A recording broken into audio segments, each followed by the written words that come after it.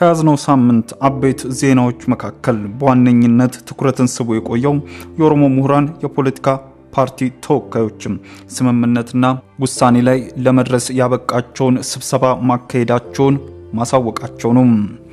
በሲያትል ዋሽንግተን ሐምሌ 31 ቀን የኦሮሞ ምሁራን የፖለቲካ ተወካዮች ከቀናት በስቲያ በሲያትል ዋሽንግተን ግዛት በመገናኘት በኦሮሚያ በኢትዮጵያና የአፍሪካ ቀንድ ጉዳዮች ላይ ሰፊ ውይይትና ትንተናን ካደረጉ በኋላ ከዚህ በታች በተዘረዘሩ ጉዳዮች ላይ ተስማምተን ውሳኔን ላይ ደርሰናል ሲሉ አሳውቀዋል።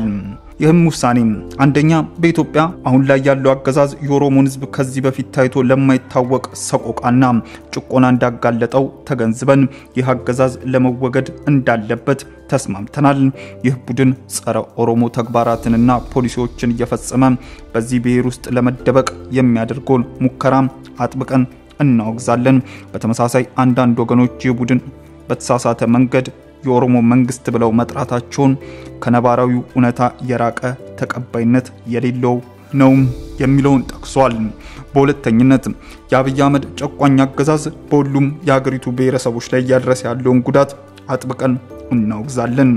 ሶስተኛ የኦሮሞ የፖለቲካ ድርጅቶች አስፈላጊውን ለውጥ ለማምጣት መጪውን የሽግግር ሂደት ስኬታማ ለማድረግ በተራጀ መንገድ የሚያደርጉትን እንቅስቃሴ በሁሉም ዘርፍ ለመደገፍ ተስማምተናል ብለዋል።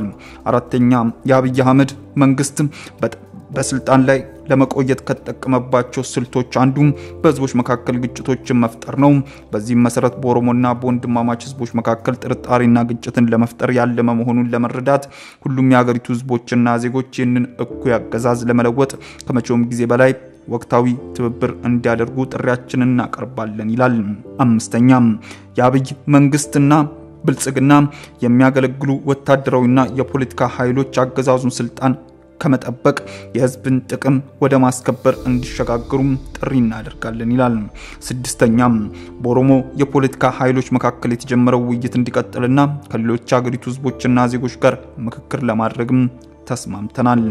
ሰባተኛ የአብይ አህመድ አገዛዝ እድሜውን ለማራዘም በህዝቦች መካከል ግጭት ለመፍጠር መፈናቀልን ሲፈጥር የቆየና በመፍጠርም ላይ ያለ መሆኑን በመረዳት ህዝቡም ይህንን ስልት ተገንዝቦ በመካከሉ ያለውን አንድነትና ወንድማማችነት እንዲጠብቅ ጥሪያችንን እናቀርባለን።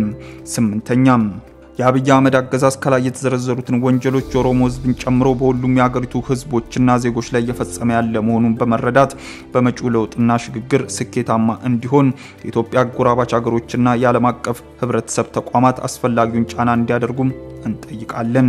በመጨረሻም የተጀመሩት ውይይቶችን የሚያካሂድና የተደረጉትን ውሳኔዎች ለማሳካት አስተባባሪ ኮሚቴ ተቋቁሞ ስራ እንዲጀምር ተደርጓል። አንድነታችን በነጻነት ይጸናል፣ ድል በትግላችን ይመጣል ሲል ይህ ዋሽንግተን ስብሰባውን ያደረገው የኦሮሞ ምሁራን የፖለቲካ ፓርቲ ተወካዮች የደረሰበትን ስምምነት በዚህ መልኩ በመግለጫ አውጥቷል። ይህንን መግለጫ ያገኘነው ከአቶ ጀዋር መሐመድ የፌስቡክ ገጽ ሲሆን በዚህ ስብሰባ ላይም እንደነ ፕሮፌሰር እስቄል ገቢሳም፣ አቶ ጀዋር መሐመድ፣ ዶክተር ጸጋይ አራርሳ፣ ዶክተር ኢታናና ኦቦ በቀለ ገርባን የመሳሰሉ እንዲሁም ሌሎች ትላልቅ የኦሮሞ የፖለቲካ ሊቃን ምሁራንና ሌሎችም ባለድርሻ አካላት የተገኙበት ስብሰባ በዚህ መልኩ ሂደቱን የጀመረ ይመስላል።